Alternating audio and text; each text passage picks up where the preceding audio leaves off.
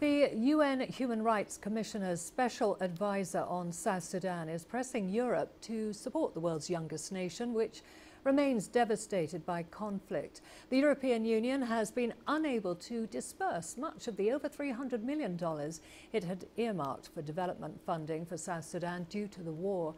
Instead, Brussels has provided around $80 million to support displaced people. CGTN's Parrock sat down with UNHCR Special Advisor Arnould Akodjenou in Brussels. UNHCR Special Advisor on South Sudan, Mr. Arnould Akodjenou, thank you so much for joining us on CGTN. What's your sort of overriding impression of the current challenges that are going on right now in South Sudan? The challenges the population are going through internally or as refugees are tremendously appalling. Tremendously appalling. I think I'm not exaggerating at all by saying that those 2.5 million refugees are located in 6 neighboring countries, the most remote places in each one of the 6 countries I will be listing to you.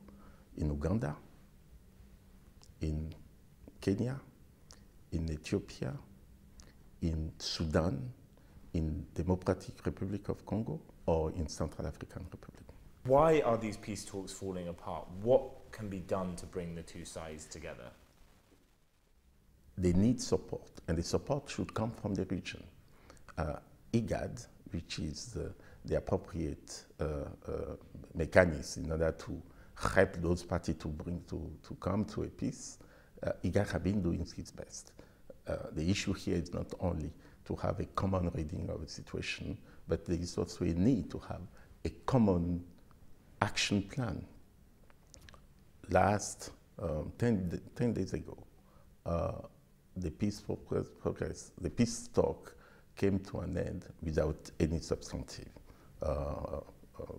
outcome. But at least something is on the table. Do you believe that conciliation between President Salva Kiir and Riek Machar is possible? They have to find a way. Parties have to find a way. They have to reflect not only on where their country is as we speak, but in particular the situation, the suffering their own population have been going through. What are the Europeans doing? Are they doing enough? Is there enough understanding of the South Sudanese crisis here in Europe? They are doing what they can, but the situation deserves more. The situation deserves more attention from their side. The situation deserves more contribution from their side. I'm living, or I will be living, with a strong hope that that message will be understood and will be translated into action from European Union, but the time is of essence. Do you worry that if the South Sudanese conflict continues and isn't resolved, that it could destabilize other countries in the region? Absolutely. In those 4 countries, or 4 counties in the northern part of Uganda, there are 2 counties where there are more than 60% refugees coming from South Sudan. 60%, I think there is a balance which is needed to be maintained. If the trend continues, we might end by 3.1 million refugees by end of this year.